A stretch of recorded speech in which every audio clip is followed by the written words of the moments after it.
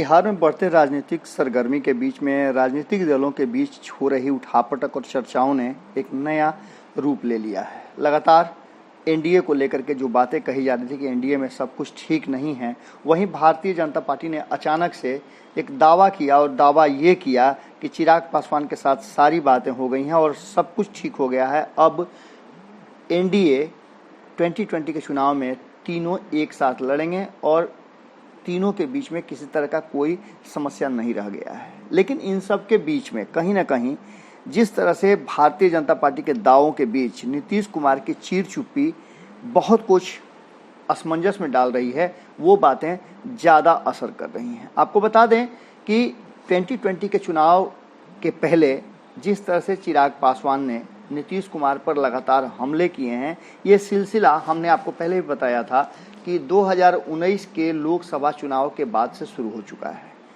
2019 के चुनाव में चिराग पासवान को ऐसा लगा जब उन्हें पार्टी का सुप्रीमो घोषित कर दिया गया, उसके बाद से लगातार चिराग पासवान अपनी पार्टी का कमान संभाल रहे हैं। और एक बात तो तय है कि रामविलास पासवान के उत्तराधिकारी के रूप में उन्होंने बेहतर काम किया और पार्टी के संगठन को भी मजबूत किया है। 2019 के चुनाव में भी जितना सक्रिय नहीं रहने के बावजूद रामविलास पासवान के, चिराग ने चीज़ों को बहुत अच्छे ढंग से देखा और समझा। अपना चुनाव भी उन्होंने बेहतर ढंग से लड़ा, जबकि इस बात को लेकर के जदयू का दावा करती है कि चिराग पासवान को यदि जदयू का साथ नहीं मिला होता तो वो चुनाव किसी भी कीमत में जीत नहीं पाते 2019 का। ये बातें आरसीपी सिंह ने एक मीटिंग के दौरान कही थी। अब इन सब बातों के बीच में दोनों की तल्खियां जो हैं वो बढ़ती चली गईं। तल्खियां इतनी बढ़ गईं कि महागठबंधन की तरफ से चिराग पासवान के वापस लौटने का, घर वापसी का बात कहा जाने लगा। कांग्रेस ने तो यहाँ तक कह दिया था कि वो उनके संपर्क में हैं और सारी बातें लगभग फाइनलाइज हैं, बहुत जल्द चिराग पासवान कोई बड़ा डिसीजन लेंगे। लेकिन इन सब के बीच जितने भी दावे हो रहे थे, उन दावों के बीच में नित्यानंद राय ने, जैसा कि आपको संपादक नमन मिश्रा जी ने पूरी रिपोर्ट बताई थी कि किस तरह से नित्यानंद राय ने ये मामले को संभाला और बातचीत के बाद साफ तौर पे कहा है, दावा किया है कि चिराग पासवान से उनके सारे मामले सलट गए हैं और एनडीए में किसी तरह का कोई झमेला नहीं है। नीतीश कुमार अब तक इस मुद्दे पर चुप हैं। ये सबसे ज़्यादा चिंताजनक विषय लग रहा है और भारतीय जनता पार्टी के दावों पर यहीं आकर के मामला अटक रहा है। आपको बता दें कि चिराग पासवान और रामविलास पासवान इस मुद्दे पर कुछ भी बोलने के लिए तैयार नहीं है और न ही उन्होंने अब तक इस मुद्दे पर कोई भी चर्चा और बात की है।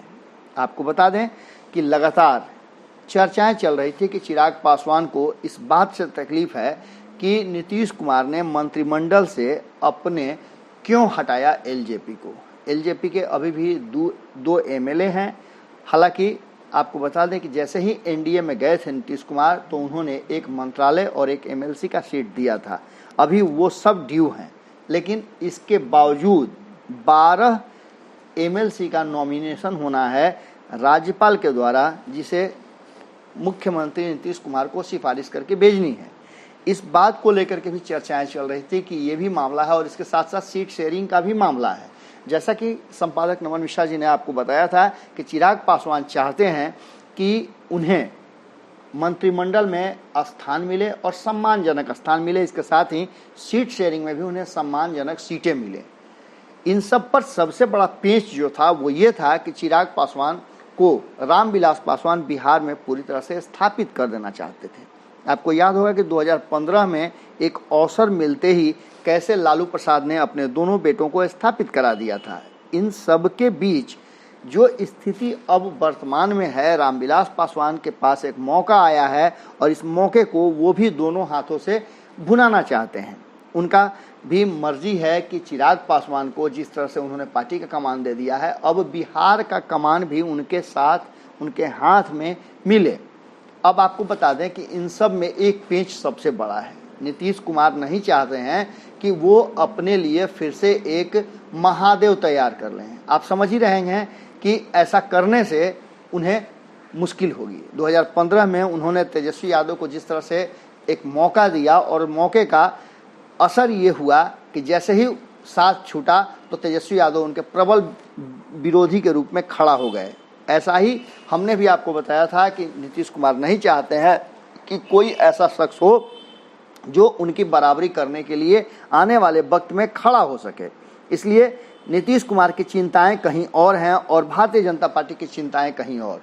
भारतीय जनता पार्टी एन केन प्रकारे न बिहार में अपनी सत्ता कायम रखना चाहती है, वहीं महागठबंधन चाहता है कि नीतीश कुमार जब बाहर गए हैं महागठबंधन से तो उसकी कमी पूरा करने के लिए चिराग पासवान महागठबंधन की तरफ आ जाएं, और इसके लिए एक बड़ा ऑफर भी उन्हें दिया गया है। कहा यह जा रहा था कि महागठबंधन में उन्हें मंत्रालय के साथ साथ उप मुख्यमंत्री की कुर्सी भी देने के लिए तैयार हो गए थे कहीं ना कहीं आरजेडी के नेता, और इस पर चर्चाएं भी शुरू हो चुकी थी।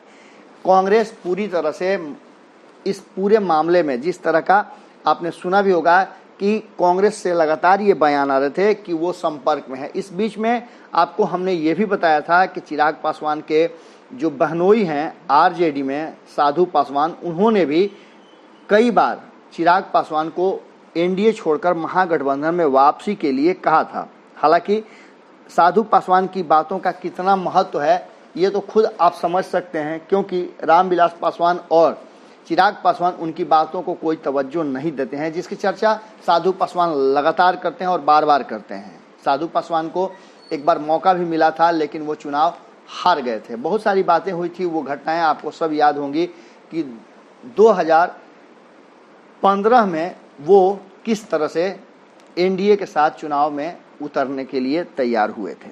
अब इन सब के बीच में सबसे बड़ी बात यह है कि जो दावे हो रहे हैं वो दावे कितने मजबूत हैं।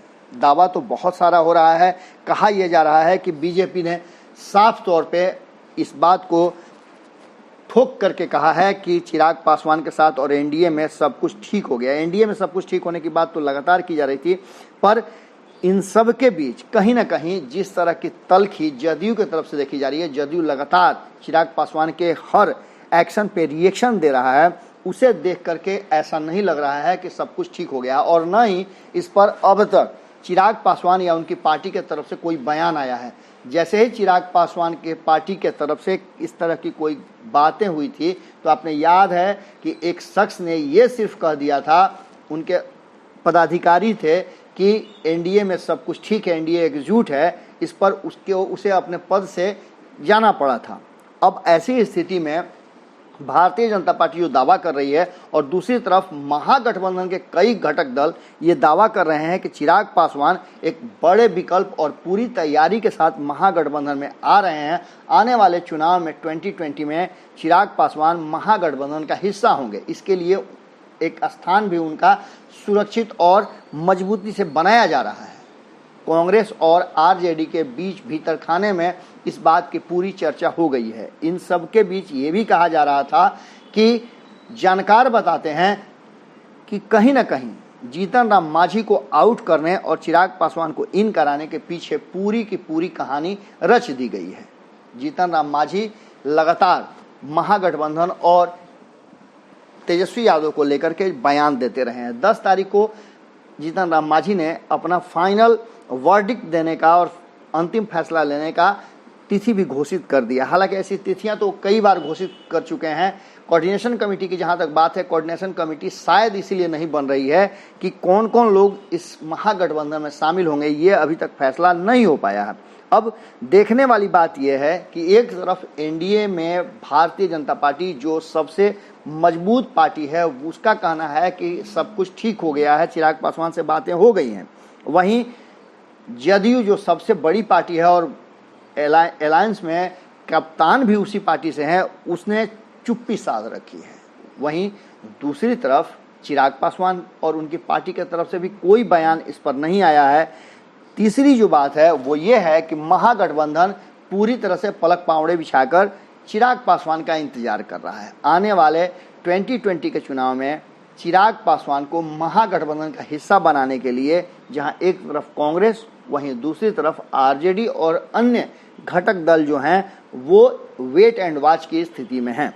अब देखने वाली बात होगी कि 10 तारीख को क्या फैसला लेते हैं जीतन राम मांझी और इस फैसले का असर क्या होता है। क्या वो फैसला लेने के बाद एनडीए का हिस्सा बनते हैं या फिर जदयू में अपना विलय करते हैं। इसी पर सारा मामला रुका हुआ है और यही वो समय है, यही वो कारण है जिसको लेकर के अब तक भारतीय जनता पार्टी द्वारा दिए गए दावे पर भरोसा नहीं किया जा रहा है। जब तक नीतीश कुमार नहीं कहते हैं कि हाँ चिराग पासवान उनके साथ हैं, या फिर चिराग पासवान इस बात को नहीं मान लेते हैं कि नहीं सब कुछ ठीक है, तब तक इस बात पर भरोसा नहीं किया जा सकता है। जुड़े रहें भारत लाइव के साथ, खबरों का सिलसिला लगातार जारी है।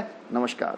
बढ़ाएं अपना कदम सक्सेस की ओर शिखर करियर इंस्टीट्यूट के साथ। शिखर करियर इंस्टीट्यूट पूर्वी भारत में एकमात्र कोचिंग संस्थान जो एक्सक्लूसिवली है मेडिकल एंट्रेंस एग्जाम के लिए।